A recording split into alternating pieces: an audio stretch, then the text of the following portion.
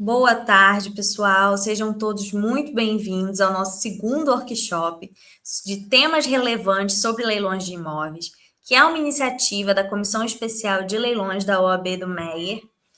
Hoje eu estou como presidente da comissão, meu nome é Ananda Fernandes, sou advogada, especialista em leilões de imóveis, e é com muita satisfação que a gente traz esses workshops aqui para deixar um conteúdo gravado para todo mundo ter acesso e para a gente conseguir difundir esse conhecimento jurídico e técnico qualificado sobre leilões. Então, a gente traz grandes profissionais para debaterem aqui vários temas. E hoje a gente vai falar sobre leilões de falência, né? Será que são uma oportunidade ou tem mais riscos? E depois, no outro bloco, vamos falar sobre leilão de incorporadoras. Se é interessante adquirir ou não esse tipo de oportunidade. E para isso, eu vou apresentar aqui a Aline, que é a nossa secretária da comissão. Boa tarde, Aline. Olá, Nanda. Deu uma travada, mas voltou muito rapidamente. Boa tarde a todos, boa noite, bom dia, dependendo da hora que você nos assiste. Hoje a gente vai falar sobre um tema bem legal. Eu vou mediar aqui sobre leilões de falências, oportunidades ou riscos, com duas leiloeiras públicas que fazem parte também da nossa Comissão Especial de Leilões da OAB-RJ, subseção Meier, a Camila Lima e a Priscila Viana. Sejam muito bem-vindas, Camila e Priscila. Boa tarde. Boa tarde. É que deu uma Meninas, travada. travou? Deu uma travada, mas não, tá tranquilo. Dá para continuar. Então, Bom, estou vou me aqui com a apresentar. Camila Quer que me e Priscila. apresente? Isso que eu ia pedir, travou aqui também. Tá Camila, bom, você pode se apresentar? claro. Bom, muito prazer, eu me chamo Camila Lima. Para quem não me conhece, sou leiloeira pública aqui no Rio de Janeiro há 4 anos. Mas eu tenho muito mais experiência nessa área de leilões como arrematante, né? Trabalhando no escritório com meu pai, a gente arremata, reforma e vende. Então, eu, de fato, vivo o mundo dos leilões. E estou aqui hoje para a gente conversar um pouquinho sobre esses leilões de falências e as peculiaridades desse processo. Ah, muito bacana, Camila. O bom da Camila é que ela está dos dois lados do balcão, né? Isso traz uma experiência muito grande para a gente. E agora, Priscila, você pode se apresentar? Boa tarde. Vou dizer que nem a Aline, não sei que hora você está vendo, né? Boa tarde, bom dia, boa noite. Meu nome é Priscila Viana. Eu tenho uma enorme satisfação de compor, né, fazer parte dessa comissão que busca satisfazer, né, os interesses, as necessidades das pessoas que querem começar a arrematar e querem aprender mais, né, em busca de conhecimento. Então, eu tenho uma satisfação de fazer parte dessa comissão, de estar falando sobre esse assunto que é pouco falado. Eu atuo com leilões judiciais, estou credenciada aí nos tribunais, dos diversos tribunais para atuar com leilão judicial. E os leilões de falência, a gente vai falar aqui, né? Vem do leilão judicial e existem muitos arrematantes, investidores que querem conhecer melhor essa característica. Então, eu acredito que o nosso bate-papo vai ser bem legal sobre esse assunto.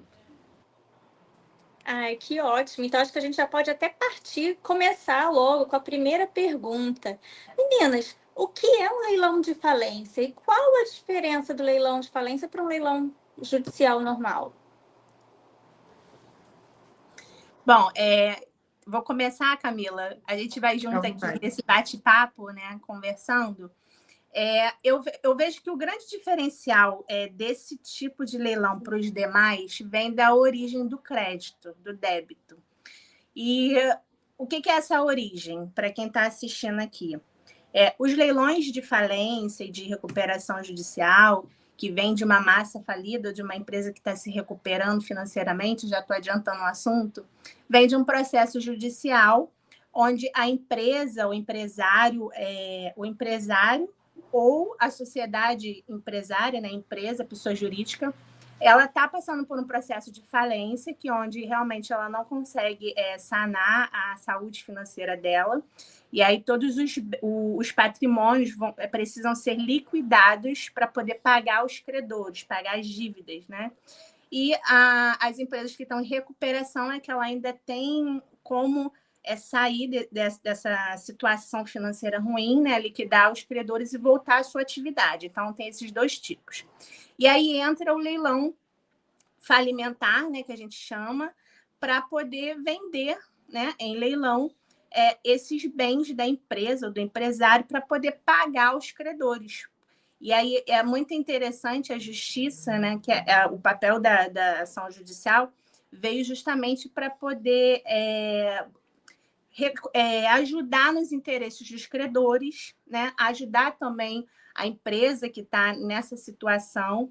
E aí vem as diversas figuras, o papel do juiz, do administrador, do leiloeiro. Então, a origem do respondendo, né, o que é um leilão de falência, tem muito a ver com essa origem desse processo, que vem de uma empresa que está passando por uma situação financeira ruim, e aí o leiloeiro ele coloca em leilão esses bens, esses patrimônios, para poder pagar aos credores. Perfeito. E uma das É a única diferenças... diferença. Isso aí, na verdade, é a única diferença entre um processo normal, que a gente vai chamar aqui hoje de normal, tradicional, desse leilão de falência. A única diferença é a existência dessa terceira praça, que é o grande chamariz desse leilão, né? Camila, você pode repetir a diferença porque saiu do ar? Aí cortou na hora H. Bom, a única diferença, de fato, entre esses dois processos, o tradicional e o de falência, é a existência dessa terceira data, que é de fato, o chamariz do processo de falência, dos leilões de falência. É o grande chamariz. E a gente vai falar um pouquinho melhor sobre por que esse é um chamariz. E é importante também a gente lembrar, para quem não está ainda acostumado com os leilões judiciais, que existem duas datas para ocorrerem os leilões, né? A gente vai falar um pouco isso mais para frente. E o que a Camila está querendo dizer é que esse leilão ele tem um terceiro leilão, tem uma terceira data. E aí a gente vai explicar melhor como é que isso acontece. Tá, vou só colocar um ponto aqui para quem não faz parte do mundo dos leilões e está começando agora a assistir os vídeos da nossa comissão. Muitas pessoas perguntam o que é isso, primeiro leilão, segundo leilão, e agora Camila com a novidade do terceiro leilão. Então, ocorre o primeiro leilão com valor mínimo estabelecido, dependendo da origem do leilão e do critério. Se esse imóvel não for arrematado, vai ocorrer um segundo leilão e, caso ele não seja arrematado, em hipótese de leilão falimentar, o terceiro leilão. Porque as pessoas ficam em dúvida, né? O que é isso, primeiro leilão? Tem que ter os 3, tem que ter 2. Mas vamos para a próxima pergunta. Quais os principais riscos de arrematar os imóveis de massa falida? Bom, eu não costumo dizer que participar de leilões traz nenhum tipo de risco para gente. Eu não gosto muito dessa palavra risco, né? Porque quando você participa de um leilão judicial, seja ele o tradicional ou de falência, você não tem risco nenhum. O que pode acontecer é haver uma anulação desse leilão, mas não chega a ser um risco. Se você fez em qualquer processo judicial, se você faz até a aplicação do valor, se você paga o valor, ele vai voltar para você corrigido. Então, mesmo que você no final não tenha a posse do bem, não arremate o bem, você vai ter o seu dinheiro de volta corrigido. Então, eu não gosto muito de trabalhar com essa palavra de risco. A gente gosta de dizer que, na verdade, o leilão não tem risco, né? O que pode acontecer é você ser frustrado, né, de não conseguir arrematar o bem que você tem interesse. Mas a gente tem aqui algumas hipóteses, né, de frustrações que pode acontecer nesse processo. Essas frustrações são... Gente, me perdoa a voz, tá? Eu não sei o que tá acontecendo, mas eu tô perdendo a voz. Mas tá saindo, tá A gente tá ouvindo muito bem, tá perfeito. Uma coisa que pode acontecer nesse leilão de massa falida é a impugnação do preço. Isso é um grande tema de discussão, inclusive. Porque se você para ler a lei, a gente está falando aqui sobre a Lei 11.101, que é a lei que fala sobre os leilões de falência. E nessa lei, ela tem essas peculiaridades da terceira praça e também tem essa peculiaridade da impugnação na terceira praça. E como funciona? Se você vai lá no artigo 143... ele fala o seguinte: em qualquer das modalidades de alienação referidas no artigo 142 desta lei, poderão ser apresentadas impugnações por quaisquer credores, pelo devedor ou pelo Ministério Público, no prazo de 48 horas da arrematação, hipótese em que os autos serão concluídos ao juiz, que no prazo de 5 dias decidirá sobre as impugnações e, julgando as improcedentes, ordenará a entrega dos bens ao arrematante, respeitadas as condições estabelecidas no edital. Quando a gente lê esse artigo, a gente tem um entendimento de que as partes têm direito à preferência. É como se a gente pudesse igualar, né? Num processo tradicional, é como se a gente estivesse falando sobre o direito de preferência, né? Desses credores de entrarem no processo e dizerem que não estão de acordo e que querem pagar o valor, que isso pode acontecer. De fato, eu não aceito esse valor que foi dado e eu posso, se for para ser arrematado nesse preço, eu dou esse valor e pago. Só que, e aí entra a questão da discussão. No parágrafo 1º, ele fala sobre impugnações baseadas no valor de venda do bem somente serão recebidas se acompanhadas de oferta firme do impugnante ou de terceiro. E aí ele abre uma brecha aqui para que qualquer pessoa entre no processo e dê um valor a mais, né? Que aí a gente também vai falar um pouco mais depois sobre isso. Mas, ao meu ver, é como se a gente estivesse entrando, fazendo um leilão no processo. Que eu não estou muito de acordo. Mas, enfim, é o que acontece e a gente não tem o que fazer. Está na lei, abriu essa brecha aqui para terceiros impugnarem, e é assim que acontece. E nessa impugnação, a pessoa que deu o valor, né, que ela quis dar o valor lá, e foi impugnado, ela tem que estar muito ligada no processo, porque ela tem 48 horas para dar um lance acima. Então, literalmente vira um leilão no processo. Então, esse é um dos riscos, né, que é um caso, uma frustração. Esse valor pode ser impugnado e aí você acha que arrematou, mas na verdade você não arrematou ainda, só vai ter que esperar essas 48 horas do prazo para de fato você ser o arrematante. E a oferta superior é isso que a gente está falando, né? Possibilidade de surgir uma proposta mais vantajosa, conforme esse artigo que eu acabei de ler para vocês, 143, que obriga o arrematante a estar sempre atento ao processo. E aí é complicado. Acrescentando, Camila, enquanto você falava aí, a sensação que parece é como se fosse também como um leilão condicional, né? Uhum. Existe a figura do leiloeiro que vai lá, realiza o leilão e informa ao juiz que teve o arrematante. Mas aí vem essa questão da impugnação, caso alguém queira sobrepor esse valor, né? Eu acho que é importante que a pessoa que está interessada em participar de um leilão de falência, ela tenha muita ciência, por exemplo, do valor de mercado daquele imóvel, para poder ter uma noção. A gente vai falar mais lá na frente, né, que o terceiro leilão, ele é livre, o valor mínimo dele ele é livre, mas a verdade é que quem quer participar de um leilão de falência tem que estar bem ciente do valor que quer pagar naquele imóvel, tem que estabelecer, né, o seu lance aí, limite, e eu acho que tem que ter coerência com o valor de mercado para poder arrematar, porque às vezes, por exemplo, as pessoas, um imóvel de 500 mil, querem arrematar por 150 mil, um valor bem ínfimo, bem, sabe, bem mínimo do mínimo, enquanto que a realidade do mercado não é esse. E eu acho que a lei também colocou isso para trazer não sei se a palavra certa é equidade, mas é mais justiça, porque o devedor ele tem um imóvel e aí ele precisa ser vendido por um valor justo, porque tem a finalidade de pagar um credor.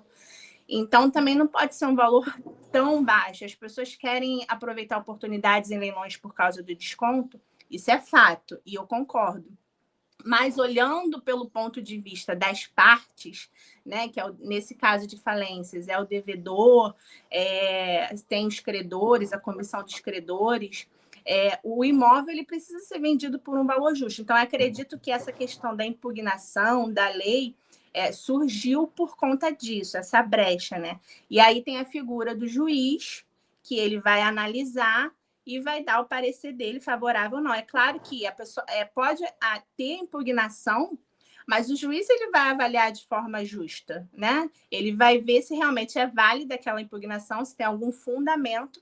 Não havendo fundamento, vai valer o que constou lá na arrematação. Eu caí aqui, mas eu continuei ouvindo vocês. E, assim, um comparativo, né? Porque a gente, sobre a impugnação, fazendo um comparativo com o leilão judicial da Justiça Comum, sem ser um leilão falimentar, o arrematante, depois que ele arremata, é expedido o auto de arrematação, que é juntado ao processo para que ele seja assinado pelo juízo. Daí surge o prazo para a impugnação de 10 dias. Já no leilão falimentar, são 48 horas. Então, qual é o fator ali importante? É quem arrematou no leilão falimentar se habilitar correndo nos autos para receber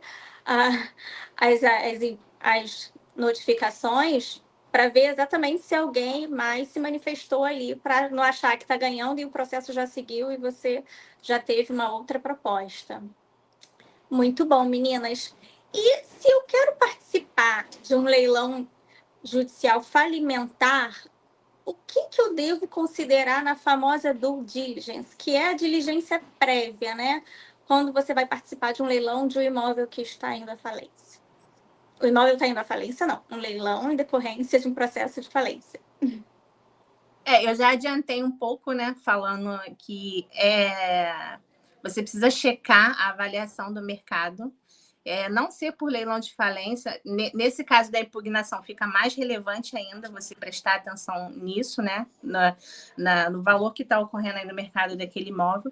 Mas, normalmente, são os mesmos critérios. Você fazer uma boa análise do edital, né? Verificar lá. É bom falar que também os débitos do imóvel, os tributários, também são subrogados, tá?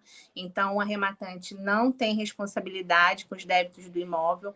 Ocorre bem parecido igual com um leilão judicial normal, tá?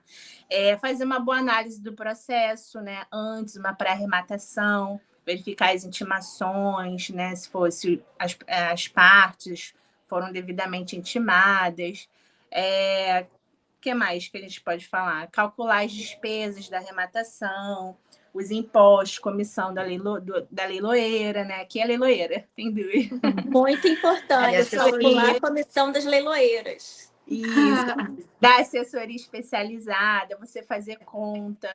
Então, você tem que ir, todo leilão, independente se for de falência ou não, você tem que ir preparado, né? Fazer conta antes, saber o que você tem definido, porque existe essa questão da impugnação.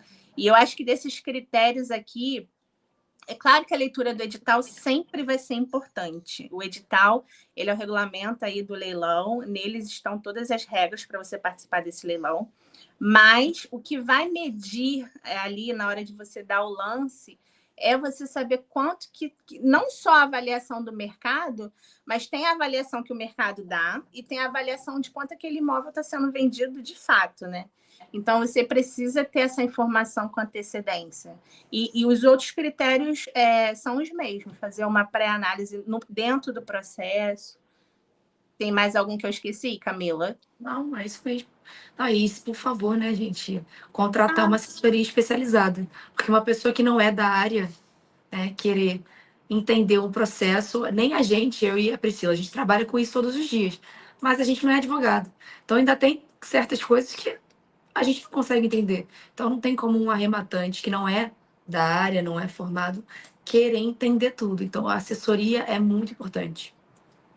Embora o artigo 141 preveja que o objeto da alienação ele é livre de qualquer ônus para o arrematante, é imprescindível que seja feita a análise daquela tríade, né? Edital, processo e matrícula.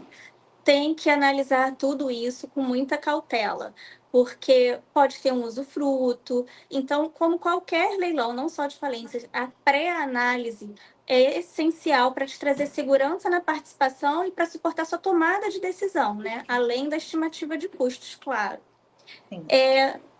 Meninas, quais são os percentuais médios de desconto nesses leilões? Eu vou deixar a Camila responder essa, mas esses percentuais de desconto são os que realmente é a isca, né? Acho que é a isca que atrai as pessoas a procurarem por esse tipo de leilão de falência. E depois eu até gostaria de falar, tá dentro aqui também do assunto, onde encontrar esses leilões, que muitas pessoas me perguntam.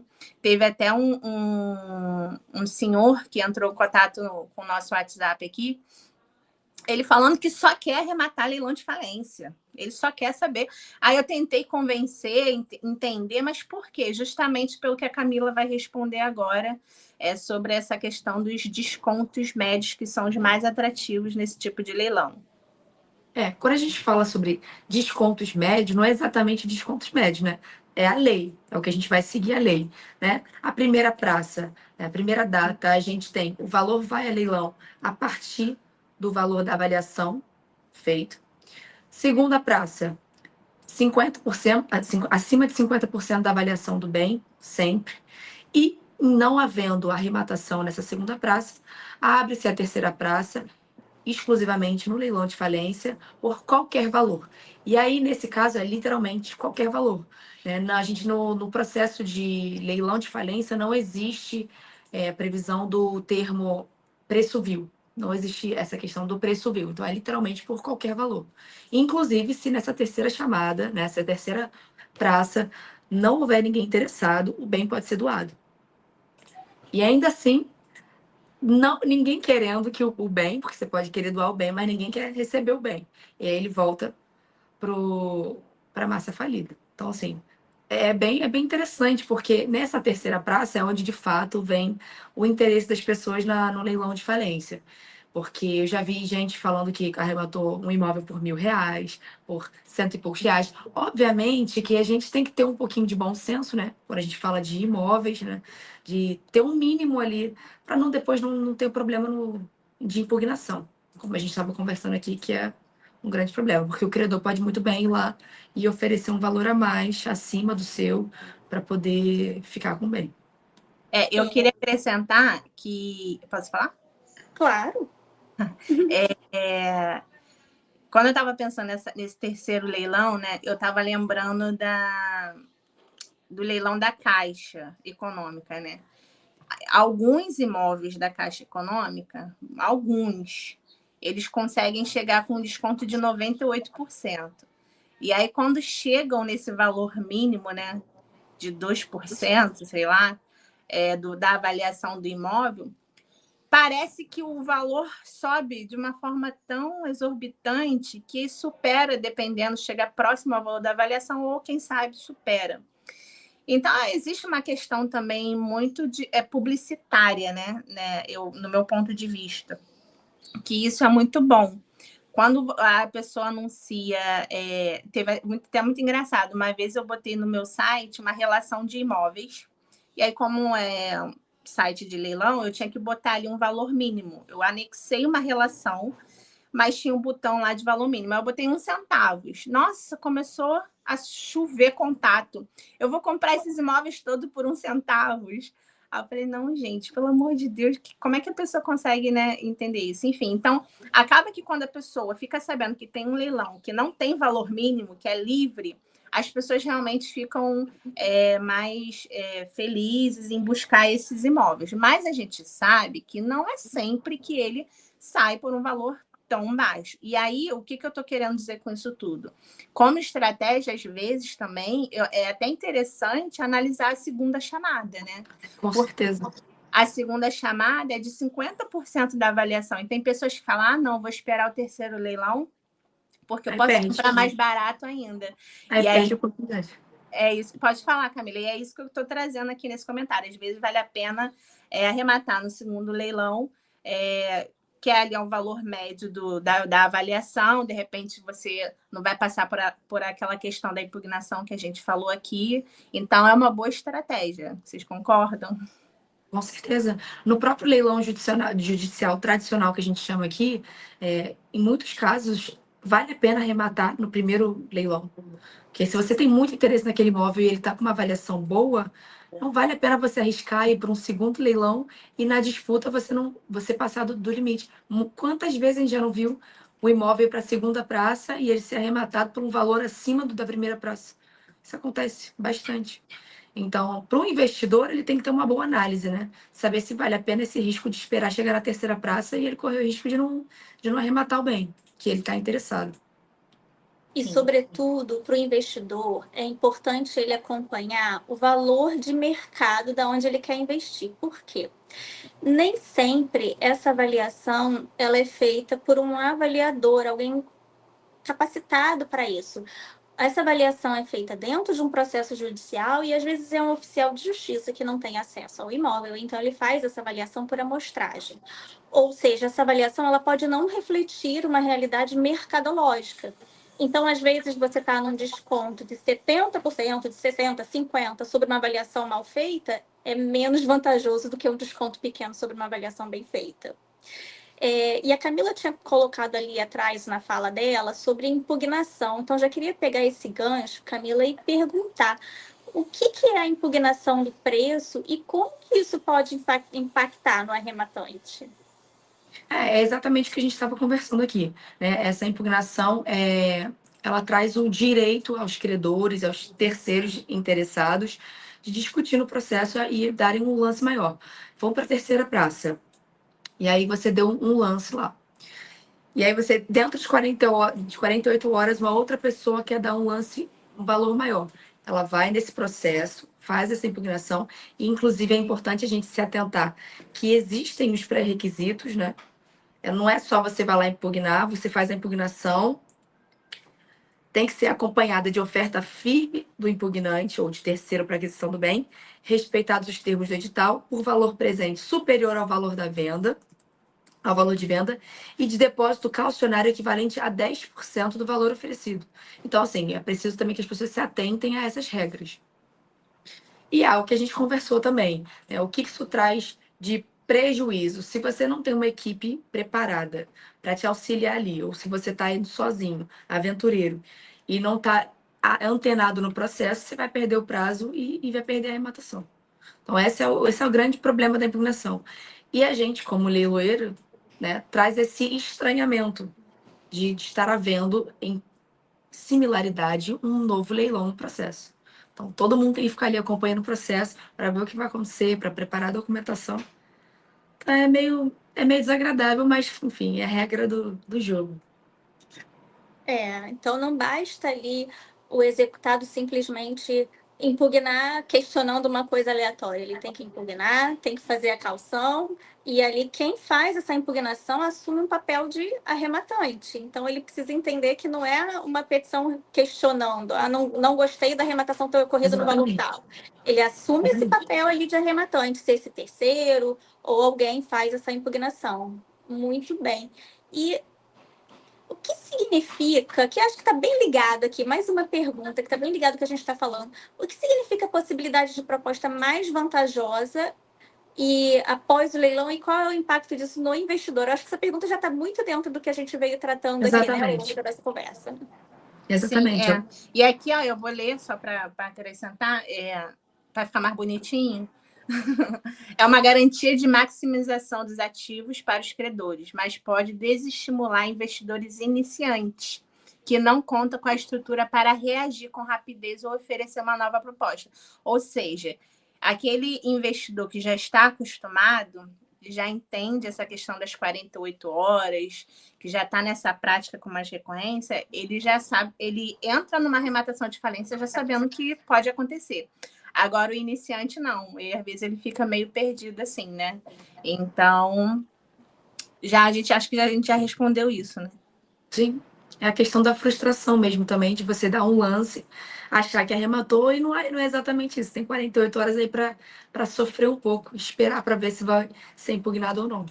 É por isso que eu falei da sensação do leilão condicional, né? Porque o leilão condicional, no leilão extrajudicial, funciona mais ou menos assim. Tem o arrematante, ele dá o valor, mas passa pela concordância do dono da coisa, né? Do imóvel ou do bem, para ver se ele aceita ou não o valor que foi oferecido. Então, é bem parecido com esse trâmite do leilão extrajudicial. Gente, muito bom. Eu achei esse bate-papo nosso maravilhoso. Eu acredito que ele vai ser assim muito esclarecedor para quem está ouvindo. para quem quer participar, começar no mundo dos leilões, seja investidor, seja advogado, que queira se especializar também. A comissão está aqui de portas abertas sempre, pode falar conosco a qualquer momento. E eu queria ouvir as considerações finais de vocês, o que vocês têm a dizer para quem quer arrematar, seja um leilão falimentar ou um leilão judicial sem ser falimentar, ou um leilão extrajudicial, ou uma compra direta, enfim. Como que a gente faz e qual é o processo? Quais são as considerações finais de vocês em relação a isso? Antes da gente fazer as considerações, eu queria responder aquela pergunta que eu fiz, que muitas pessoas trazer nessa pergunta. Muitas pessoas querem saber onde encontrar esses leilões de falência. Perfeitíssimo. Eu tinha esquecido de falar. Eu tinha esquecido. Não, a gente lembra, a gente se ajuda, né? Bom, como a gente falou no início, o que é um leilão de falência e recuperação judicial que a origem vem de um processo judicial, de uma empresa, de um empresário que está falindo. Então, por exemplo, esses processos eles ocorrem nas varas empresariais, em cidades que são em cidades comuns, como Rio de Janeiro, São Paulo. Agora, em cidades menores, cidades de interior, geralmente existe uma vara única que ela faz tudo, né? Envolve todos os demais processos, além de empresariais.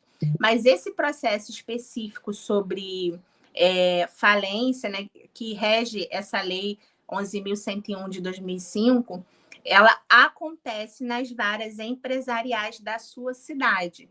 Então, você vai encontrar esses leilões nestas varas. Como, Priscila? Primeiro, você vai ter que... Não existe nenhuma ferramenta Google, tipo Google, que você vai botar lá e vai encontrar esses leilões. É bom dizer que, assim, não é um leilão que acontece com tanta frequência, que é tão recorrente. Você precisa saber que os leiloeiros que realizam esse tipo de leilão são leiloeiros que fazem leilões judiciais, então isso já é uma informação. Você precisa entrar no tribunal do seu estado para ver quem são os leiloeiros que fazem o leilão judicial.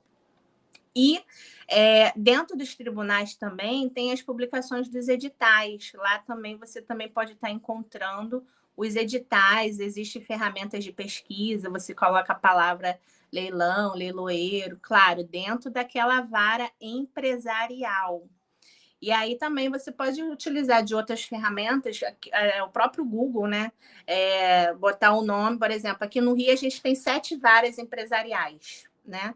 E da onde saem esses leilões de falência. E aí você pode colocar o nome dessa vara no Google, procurar pelos leilões e verificar quem é o leiloeiro que vai fazer aquele leilão e verificar se esse leiloeiro está devidamente credenciado, se não é um leilão fraudulento. Então, assim, é um pouquinho a via para você chegar até esse tipo de leilão. Você precisa realmente ter mais expertise, né? Mas você começando, você chega até eles com toda certeza. Eu acho que eu consegui responder, não consegui, meninas? Com certeza. E a gente já tinha esquecido, ainda bem que você lembrou. Então, vou passar aí a palavra para você. Bom, primeiro eu queria agradecer o convite e dizer que eu sou suspeita para falar de leilão. Eu e a minha família, a gente vive leilão todos os dias. Há pelo menos 10 anos que eu acompanho diariamente esse mundo de leilão, de arrematação, tanto com meu pai, que é advogado, presta assessoria, quanto agora como leiloeira. Então, assim, a gente não investe em outra coisa. Nosso mundo, nossa família toda investe em leilão. Então, para a gente é o melhor dos mundos. E, de fato, eu até hoje desconheço um mercado que seja melhor em questões de margem de lucro e mais seguro do que o mercado de leilão. Então, assim, eu sou suspeita, mas também tenho fundamentos para isso, né?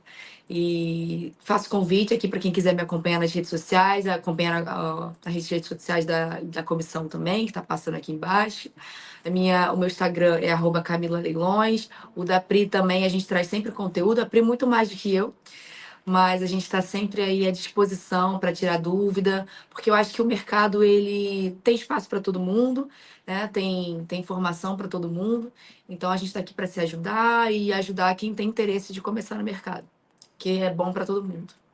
As minhas redes sociais também, @leiloeira Priscila Viana. Eu quero, de uma certa forma, parabenizar, né, toda a comissão. É um dos motivos que me faz ter o interesse de estar, né, fazer parte dessa comissão, é a preocupação de estar capacitando mais pessoas, de estar disseminando mais conhecimento. A gente faz isso de forma gratuita, com muito carinho, a gente se organiza pensando nos arrematantes, né? Então, temos profissionais muito capacitados, advogados, leiloeiros, e a gente faz isso pensando numa melhor arrematação, para diminuir os riscos, né? Os possíveis riscos, para passar mais segurança para você que está assistindo. Então, assim, parabéns para a comissão mesmo, não é só porque eu faço parte. Me sigam nas redes sociais também. Eu tenho muito conteúdo nessa via também de ensinar, né, de tirar os mitos, trazer mais segurança, mais transparência. Então, me sigam lá, @leiloeira Priscila Viana. Inclusive, aqui no YouTube também tem um canal sobre isso. E segue o Instagram da nossa comissão para você ficar atento dos próximos eventos que vão acontecer. Como eu disse, tudo gratuito, tem evento também presencial. Então, se você quer mergulhar no mundo dos leilões, você está no caminho certo, estando aqui, né, nesse aulão, nesse evento. Obrigada por essa participação. Muito obrigada.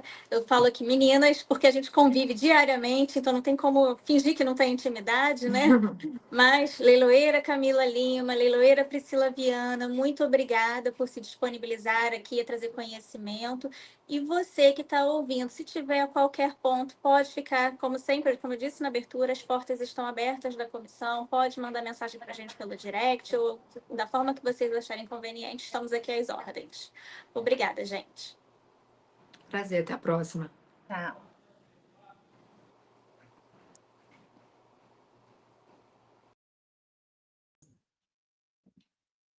Obrigada, meninas. Eu queria agradecer imensamente às nossas palestrantes, Camila Lima e Priscila Viana, pela exposição, que além de técnica foi muito clara e com certeza vai trazer segurança para os arrematantes e para quem quer entender um pouco mais dessa área. E agradecer também a nossa mediadora, a Aline, pela condução desse painel, que foi incrível. E eu peço para vocês aguardarem que a gente terá um próximo painel falando sobre leilões de incorporadoras. E aí eu vou chamar a nossa outra mediadora, Débora Paredes, para que ela dê início ao próximo painel. Obrigada, pessoal. Sejam muito bem-vindos ao nosso painel promovido pela Comissão Especial de Leilões da OAB-MEA. É um privilégio, um prazer estar aqui novamente, mediando um tema tão especial que vai ser discutido aqui, um tema tão rico, que é sobre leilões de imóveis em incorporações imobiliárias. Eu sou a doutora Débora Paredes, também faço parte da comissão, sou especialista em direito imobiliário e também em leilões de imóveis. E gostaria de estar aqui apresentando 2 especialistas para estar abordando, esclarecendo, tirando dúvidas desse tema tão rico que tem interesse tanto os investidores quanto profissionais do mercado imobiliário, profissionais de advogados, pessoas simples que querem para moradia e querem entender um pouco mais, querem adquirir um imóvel na planta, como é que eu faço. E eu gostaria de convidar, sem mais delongas, os nossos convidados especialistas, que é a doutora Aline Portugal e o doutor Rafael Muniz. Sejam muito bem-vindos e eu passo a palavra para vocês estarem se apresentando aí agora, tá bom? Primeiras damas. Olá, Débora, olá, Rafael. É um prazer estar aqui com vocês. Eu me chamo Aline Portugal, sou advogada, especialista em leilões de imóveis, atuo com direito imobiliário, regularização de imóveis, estou como secretária da Comissão Especial de Leilões da OAB-MEA e espero aqui com a doutora Débora e com o doutor Rafael poder contribuir aqui na propagação do conteúdo, da informação, para que você aprenda cada dia mais sobre esse tema. A comissão está aqui de portas abertas para quem quiser tirar dúvidas e a gente vai fazer um trabalho bem bacana nesse painel. Ótimo. Doutor Rafael, por favor. Então, eu sou o Dr. Rafael Muniz, sou advogado imobiliário, né, especialista em leilões de imóveis e regulação de imóveis, né, também. Sou membro da Comissão Especial de Leilões da OAB MEIA, faço parte da Comissão Estadual de Leilões, né, e estou aqui também a convite da nossa colega, das nossos colegas, para a gente passar essas informações para as pessoas que querem adquirir imóveis em leilões, sejam eles para moradias, para investimento, enfim. As pessoas em si que querem adquirir imóveis. Certo. Então, vamos aproveitar e começar com o doutor Rafael sobre os leilões de imóveis em corporações imobiliárias. Doutor Rafael, o que é o leilão de imóvel e como se aplica ao mercado imobiliário? Então, o leilão em si, a pessoa que perde o imóvel no leilão, todo leilão ele é proveniente de uma dívida, né? Então, o leilão é uma forma de alienação pública de bens. Geralmente, ele é usado para satisfazer dívidas inadimplidas ou encerrar litígios, certo? Então, ele pode ocorrer de forma judicial, de acordo com o artigo 879 seguinte do CPC. Ele pode ser de forma extrajudicial, de acordo com a Lei de Alienação Fiduciária, que é a Lei 9514 de 97, né? Ou de forma administrativa, vou te dar um exemplo, imóveis caixa, onde eles passam pelo primeiro e segundo leilão de acordo com a Lei de Alienação Fiduciária, mas esses imóveis não são leiloados, eles vão para o estoque do banco, e aí o banco vai e promove essa venda, né? Então ele está vendendo de forma administrativa e acaba como se fosse um leilão de forma administrativa. E o leilão em si, ele é um atrativo por oferecer imóveis com valores abaixo do mercado, mas ele exige uma cautela, né? Onde muitos desses bens que estão sendo levados a leilão têm obras inacabadas, tem imóveis que estão ocupados. Então, na grande maioria das vezes, a gente tem que ter uma cautela naquilo que a gente vai arrematar, seja investidor ou para o arrematante em si, e por isso é fundamental sempre fazer uma análise prévia dos leilões, né? Certo. A gente agora entrando, né, mais especificamente no nosso tema aí de incorporação imobiliária, doutora Aline, o que é a incorporação imobiliária e qual a relação com os leilões? Certo. A incorporação imobiliária ela é disciplinada pela Lei 4.591, de 64 e atualizações, e ela consiste de uma forma muito resumida na construção de unidades para autônomas, né? E essa construção pode ser no terreno próprio ou no terreno de outra pessoa, para posterior venda. Existe o papel do incorporador, que é o responsável jurídico pela viabilidade do empreendimento, né, perante os adquirentes, perante os órgãos públicos. E quando há um fracasso desse empreendimento ou da empresa incorporadora e não há o patrimônio de afetação no empreendimento, e aí mistura o patrimônio do empreendimento com o incorporador, e há uma falência ou inadimplemento, pode ocorrer o leilão. Uma outra forma de ocorrer o leilão é quando o adquirente adquire unidades autônomas, então eu vou lá e compro um apartamento num empreendimento de decorrência de uma incorporação, e se eu fico inadimplente, eu sou chamada para purgar a mora, ou seja, pagar as parcelas em aberto, e caso isso não ocorra, esse imóvel vai a leilão. Entendi. Existe um cuidado muito importante que a gente chama aí de due diligence, né? E eu gostaria que o doutor Rafael estivesse falando um pouquinho sobre quais os cuidados que o investidor deve ter na due diligence de imóveis oriundos justamente das incorporações inadimplidas. Então, Débora, eu acredito que essa resposta em si, ela acaba que ela é dividida em duas partes. Primeiro eu vou falar da obra da incorporação em si. Depois eu vou falar da unidade autônoma.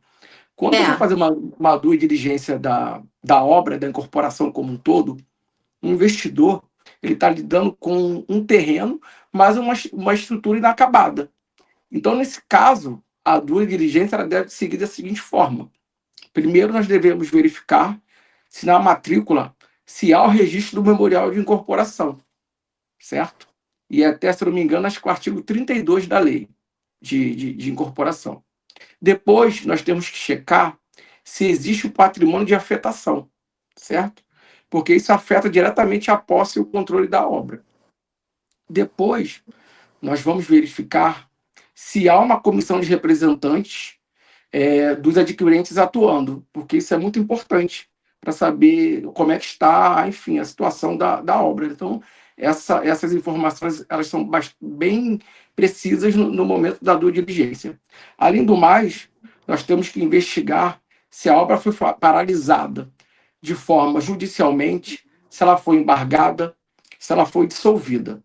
E também tem um outro ponto importante, que a pessoa que vai arrematar, seja o arrematante em si, o investidor, ele tem que levantar os custos para regularizar e concluir essa construção. Ele tem que ver os custos de licença, laudos técnicos, o passivo, para estar dentro da viabilidade dele. Porque não adianta ele arrematar esse bem e depois não conseguir concluir a incorporação em si. Opa, não sei se eu saio aqui. E aí, saí ou não? Estou aqui ainda, né? Não, voltou. Que apareceu aqui. E aí o que acontece? Além disso tudo, a análise sempre será necessária. Errei aqui. Sempre será necessário, nós temos que ver se será necessário refazer o memorial, tá? Aquele memorial que lá em cima que você quer registrado. Porque dependendo, conforme for que a obra esteja, e a pessoa que arrematar quiser fazer uma alteração na estrutura da obra, digamos que no memorial tenham 3 pavimentos e eu queira arrematar e fazer essa alteração, aumentar, enfim, mudar, subir mais 2 pavimentos, eu vou ter que fazer uma alteração nesse memorial também. Então, esse tipo de investimento ele tem um alto risco, ele tem um alto potencial de lucro, mas existe um conhecimento técnico, jurídico e urbanístico nesse sentido, né? Sim, são várias nuances para serem observadas, não é mesmo? Detalhe, Diga. ainda tem também, agora, se for a due diligência no sentido da unidade autônoma, né, já o apartamento em si, aqui a análise ela é mais voltada na situação individual da unidade dentro do conjunto. E aí, o que nós temos que verificar? Nós temos que verificar se a unidade está individualizada como fração ideal, se ela está registrada na matrícula. Nós temos que ver se o habite da obra foi emitido e a construção foi averbada, né? Porque a construção ela só está finalizada a partir do momento que há averbação no cartório de registro de imóveis. Né? Então, nós temos que ver se há o registro da convenção de condomínio, se há a instituição do condomínio edilício, se existem compradores anteriores com posse, se existe promessa de compra e venda, se existe contratos particulares, se existe débitos de IPTU, condomínio, taxas, ações judiciais, enfim. É uma série de ações que nós temos que fazer para diminuir o risco nessa operação que nós estamos fazendo, né? Entendi. Nossa, quantos detalhes, não é mesmo? Para serem Pois é. observados. São muitas coisas. Agora, nessa mesma visão assim de observação, por exemplo, tem um investidor que quer comprar um terreno, né, uma estrutura em leilão para iniciar uma nova incorporação. Doutora Aline, o que ele precisa também observar? Tinha mutado aqui o microfone. Certo. E primeiro que para você adquirir o imóvel em leilão, seja ele judicial ou extrajudicial, é imprescindível essa due diligence que foi muito bem pontuada pelo Dr. Rafael. Então, ele precisa fazer a análise do edital muito bem feita, da matrícula muito bem feita, se for de um processo judicial, muito bem feito. Além disso, se ele quiser um terreno para para fazer uma incorporação imobiliária, ele tem que lá atrás, antes de arrematar, quando ele for fazer a prévia da estimativa de custos dele, ele tem que considerar ali também os aspectos construtivos e a viabilidade construtiva. Ou seja, eu quero comprar um terreno para construir um prédio de 8 andares. Ele precisa analisar se urbanisticamente isso é viável, ele precisa analisar aspectos ambientais. Quero pegar uma área na região dos lagos para fazer um condomínio. Ele precisa analisar isso também, se é possível edificar ali o que ele quer, né, qual a área disponível para edificar. Então, assim, tem um monte de questões que precisam ser observadas, questões geográficas. Eu analisei recentemente um imóvel que era um terreno, posso até pontuar aqui para vocês, era um terreno de 29 mil metros quadrados para uma construtora fazer uma incorporação. O preço estava muito bom, o leilão deve ter ocorrido esses dias. O preço estava muito bom em relação à região. Constava na matrícula do imóvel que havia uma servidão de 5 mil metros quadrados, ou seja, de 29 mil. Posso estar falando de valores arredondados, né? De 29 mil metros quadrados, 5 ali, existe uma servidão para passagem de uma torre de alta tensão. Não sei o nome técnico disso, mas a gente consegue imaginar o que seja. E então, o que foi necessário? Estudar também os aspectos construtivos em relação à regulamentação da ANEEL sobre a proximidade de uma torre de alta tensão. Além disso, nesse caso específico, não foi viável porque quando a gente foi olhar a parte geográfica do terreno, o terreno tinha muito morro, ele não era tão plano. Isso ia aumentar o custo do empreendimento, porque, é claro, as construções ficam mais caras, né? Por conta dessa questão geográfica mesmo do terreno. Então, o investidor optou por participar de um outro leilão. Então, tem uma série de pequenos pontos que precisam ser observados, por isso que a gente repete aqui muito, né? É importantíssimo que quem vai participar de um leilão, seja para incorporar, ou seja um leilão de um imóvel que foi de uma incorporação e está ali disponível no mercado, é importante que esteja acompanhado por um advogado especialista que faça essa análise prévia muito bem feita.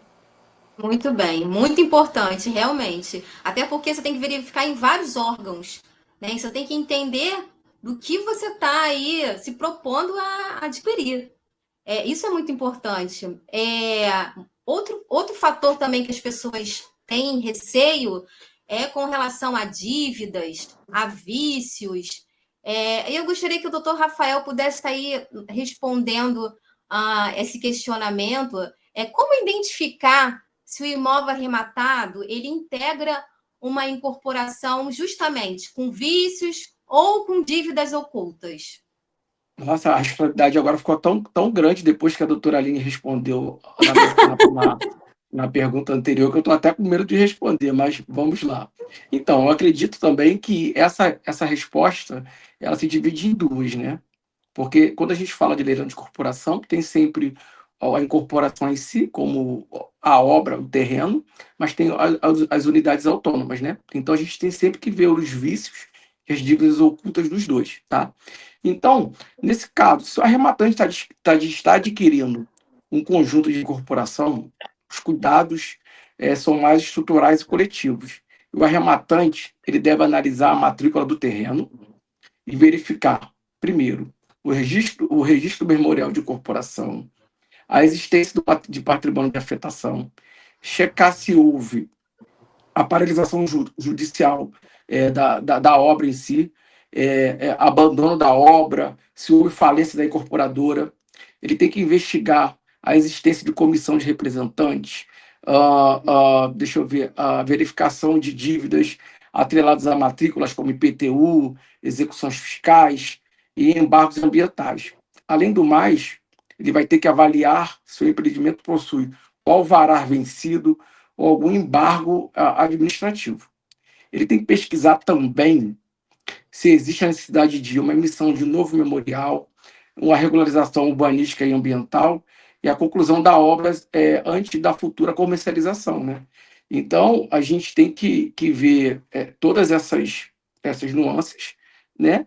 E também, agora, se você for passar por uma unidade autônoma, você vai ter que analisar uma análise mais voltada numa situação individual da unidade dentro do conjunto, e aí você vai verificar se a unidade está individualizada com a fração ideal registrada na matrícula. Você vai ver se a obra, se o habite da obra ele foi emitido e a construção foi averbada, se há registro ou de conversão de condomínio, enfim, há uma série de fatores que você tem que analisar para quando você vai arrematar um imóvel no leilão, né? Entendi. Nós falamos aí sobre a due diligence, falamos aí sobre vícios, sobre dívidas, e a gente entende que a regra do jogo é o edital, né? O edital que vai mostrar ali como se dispõe aquela unidade. E aí, nisso, eu queria saber, doutora Aline, eu posso desconstituir um leilão de imóvel de incorporação por vício? Né? Essa pergunta já foi, né? Não. Não, então, sim. Eu posso desconstituir um leilão de imóvel de incorporação por vício no edital? Então, como você disse, doutora Débora, o edital ele é a regra do jogo. Então, é importantíssimo que ele traga ali as dívidas, penhoras, constrições, quaisquer informações que sejam relevantes precisam estar ali no edital. E outro ponto é que o artigo 903 do CPC, ele traz ali questões em relação à intimação, em relação a preço vil. Então, tem uma série de fatores que precisam ser observados que podem, sim, invalidar ou deixar o leilão ineficaz. Então, é importante observar tudo isso. Então, é possível responder a nossa pergunta. Certo. No caso, assim, os adquirentes de unidades em obras paralisadas, né? A gente sabe que às vezes acontece de no meio lá da incorporação, da construção, a obra ficar paralisada por N fatores, né? Nesses casos, teria alguma proteção ao imóvel se ele for a leilão, doutor Rafael? Sim, né? De acordo com o artigo 43 da lei, né, a lei ela é 4591, né, de 64, né? É assegurado aos adquirentes das unidades de unidades que eles podem se organizar em comissões e assumir a conclusão da obra paralisada, inclusive atuando de forma judicialmente.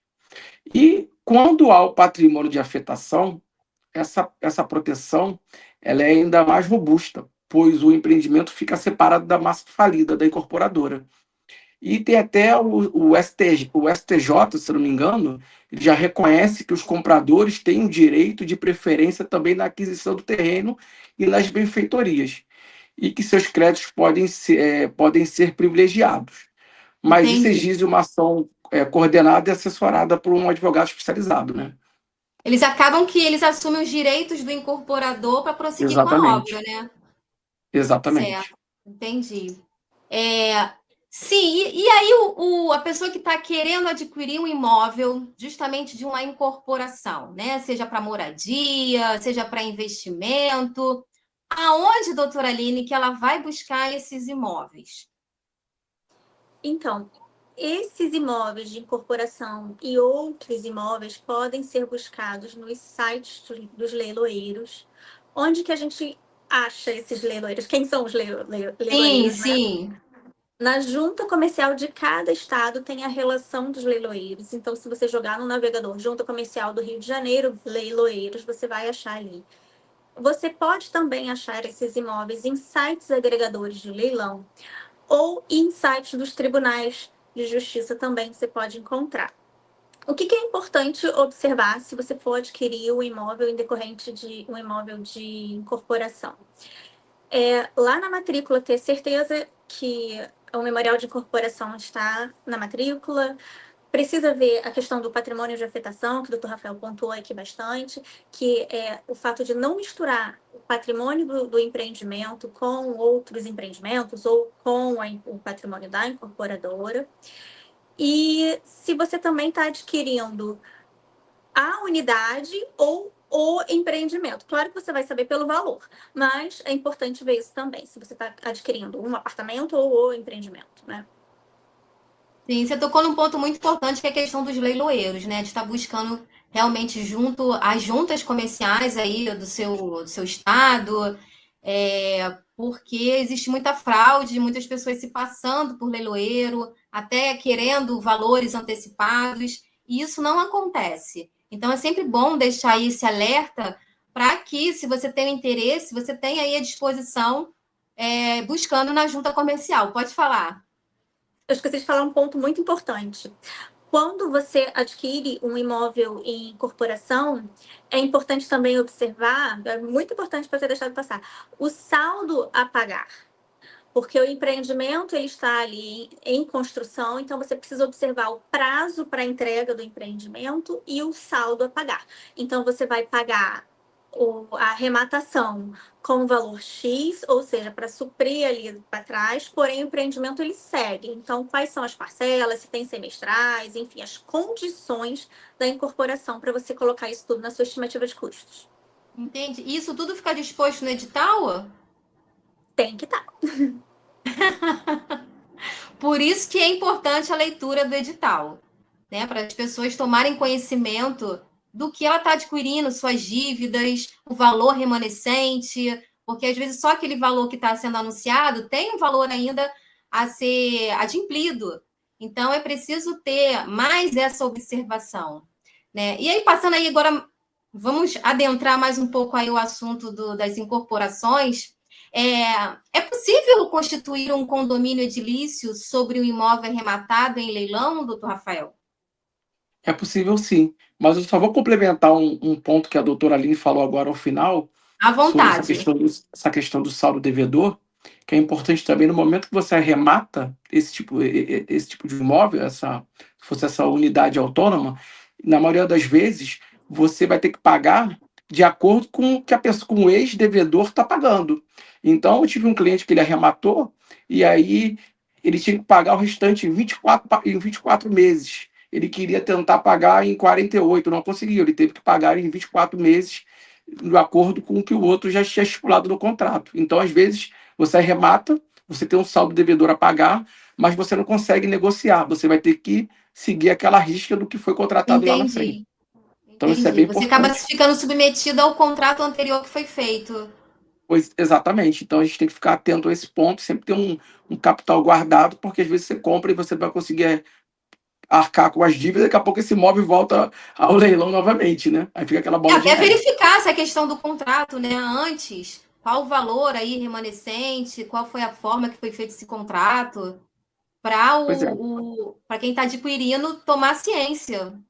Pois é, isso é importante também, porque nós que estamos no mercado, nós conseguimos fazer esse levantamento, né?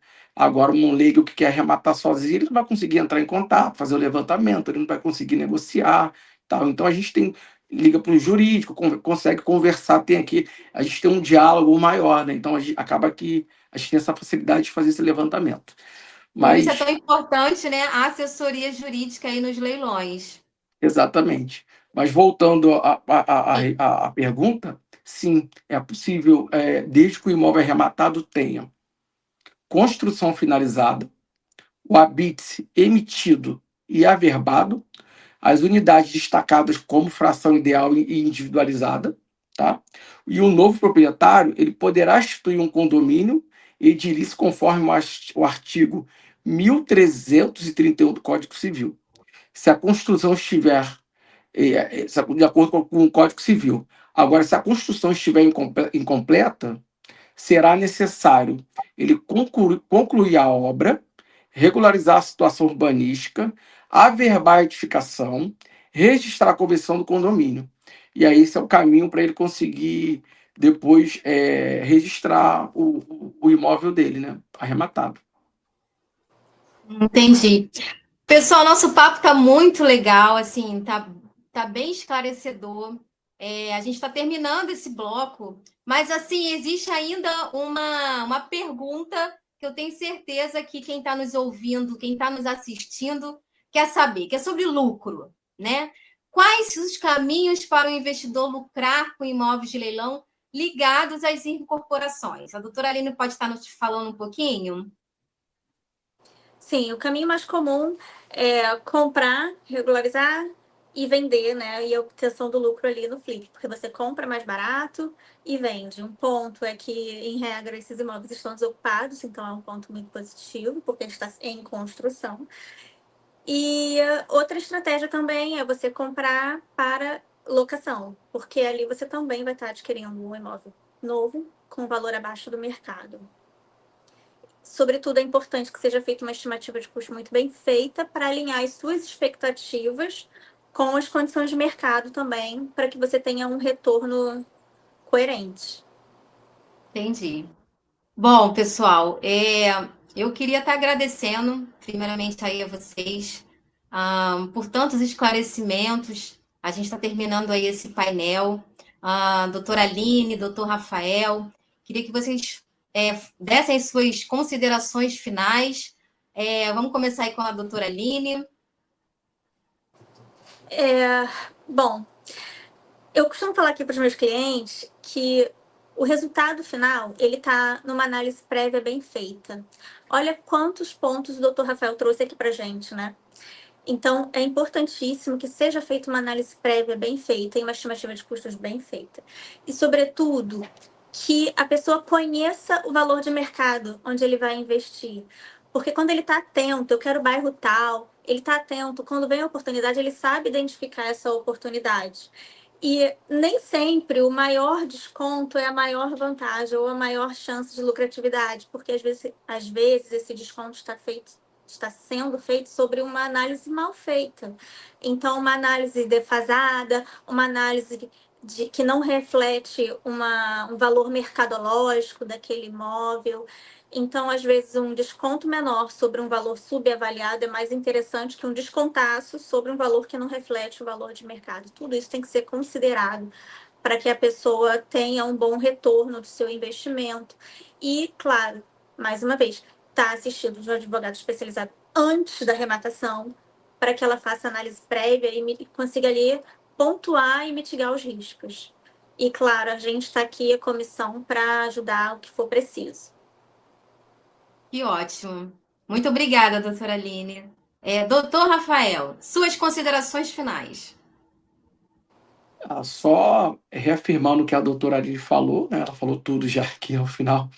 Então, eu acho que é extremamente importante você ter uma assessoria especializada, que hoje o mercado, a gente vê de tudo. Eu mesmo tive uma arrematação semana passada, onde nós arrematamos o imóvel sozinho, depois o cliente quis desistir da arrematação, fizemos todas as análises, fizemos tudo, e ele desistiu porque ele acha que o imóvel, o valor do mercado não seria de acordo com o que ele queria vender. Então, nós fizemos todas essa análise, depois ele desistiu, ele foi penalizado pelo banco, né? Então, ele vai ter que pagar a multa, inclusive pagar os meus honorários. Mas é sempre importante você ter uma assessoria especializada e você também entender aquilo que você busca. É aquilo que a doutora falou. Nem sempre o maior desconto vai ser aquilo melhor que te atende, porque às vezes você pode utilizar o imóvel de uma forma e aquele imóvel ele não serve para aquilo que você procura. Então você sempre tem que analisar o mercado, saber basicamente aquilo que você queira arrematar. Não chegar e arrematar por assim, eu quero arrematar porque está todo mundo arrematando, eu quero arrematar. Não, é fazer uma análise de mercado sempre com profissionalizar uma assessoria especializada.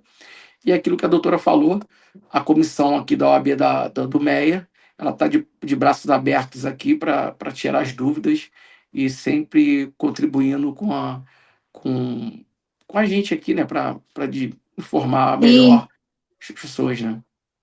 sim, é uma equipe, né? Exatamente. Hoje a gente viu aí que investir em leilões de imóveis ligados às incorporações exige muita atenção jurídica e estratégica, né? Quantos assuntos foram abordados aí sobre esse tema, que precisam ser observados, precisam ser analisados. Então, quanto é importante realmente uma assessoria jurídica bem feita para dirimir aí qualquer problema, né? Qualquer impedimento, para que não ocorra um vício enfim. Então, eu queria agradecer mais uma vez a presença de vocês, né, por tantos esclarecimentos, e queria fazer um convite, deixar aqui a nossa comissão especial de leilões de imóveis da OAB MEA, está disponível a tirar as dúvidas, podem nos procurar, sigam-nos nas redes sociais, no Instagram, no YouTube. E, pessoal, bom revê-los e até breve. Até breve. Boa tarde. Obrigada, Débora, obrigada, Rafael. Tchau, tchau.